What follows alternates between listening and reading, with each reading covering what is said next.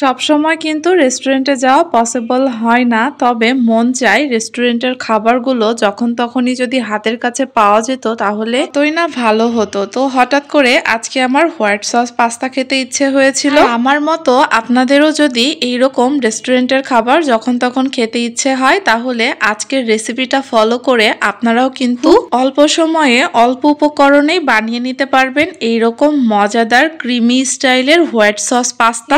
এক কথায় অপূর্ব হয়। তো প্রথমেই আমি পাস্তাগুলোকে সেদ্ধ করে নিচ্ছি। এখানে আমি 1 কাপের মতো পাস্তা ব্যবহার করেছি। আর এই মজাদার পাস্তাটা তৈরি করতে খুব বেশি রাজকীয় উপকরণের দরকার নেই। তো এখানে আমার পাস্তাটা সেদ্ধ হয়ে গিয়েছে। পরিমাণ মতো তেল দিয়ে রসুন আর অল্প এক টুকরো আদা কুচি করে আমি তেলে দিয়ে তারপরে দিয়ে দিলাম পেঁয়াজ কুচি আর দিব সামান্য একটু চিকেন। যেহেতু আমরা এই খাবারটা মা মেয়ে দুজনে মিলে খাবো এই জন্য আমি আমাদের পরিমাণ মতো দিয়েছি।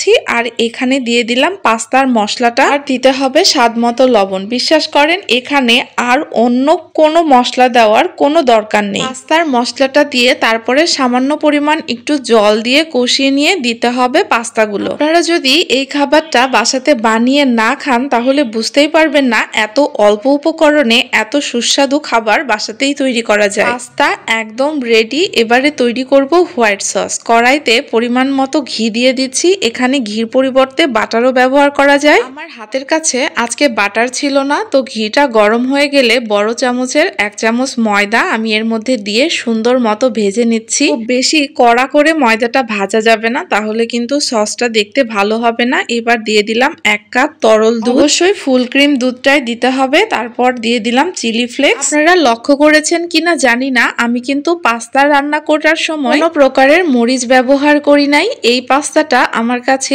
একটু টক ঝাল মিষ্টি মিষ্টি হলে খুব বেশি ভালো লাগে। পাস্তার যে মশলাটা থাকে সেটার সাথে কিছুটা আমচুর পাউডার মিক্স থাকে, এই জন্য ওই মশলাটা দিলে একটু টক টক টেস্ট আসে। সসটার থিকনেসটা একটু ঘন হয়ে আসলে আমি পাস্তাগুলোকে দিয়েছি। তারপর দিয়েছি স্বাদ মতো লবণ এবং চিনি। সসের সাথে এবার পাস্তাটাকে সুন্দর মতো মিশিয়ে নিতে হবে। খুব বেশি জাল দেওয়ার প্রয়োজন নেই। আমি 1 মিনিটের মতো জাল করে নিয়েছিলাম। খুব বেশি জাল করলে দেখা যায় সসটা এবং পাস্তাটা শক্ত হয়ে যাবে, তখন কিন্তু আর খেতে ভালো লাগবে না। পর্যায়ে আমি চুলাটা একদম বন্ধ করে দিয়েছি। এখানে কিন্তু আমার হোয়াইট সস পাস্তা একদম রেডি। আমি সার্ভ করে নিয়েছি একটা বাটিতে। পাস্তাটা কিন্তু খাবার জন্য একদম তৈরি, তবে আরো সুস্বাদু করতে চাইলে ওপর থেকে চিজ দিয়ে এটাকে ওভেন বেকড করে নেওয়া যেতে পারে, তাহলে খেতে আরো সুস্বাদু হবে। তবে আমার মেয়ে চিজ একদমই পছন্দ করে না। আমার হাতের কাছে ছিল স্লাইস করা চিজ, যেটা ও একদমই পছন্দ করে না। আমার পছন্দ, যেহেতু আমার মেয়ে খাবে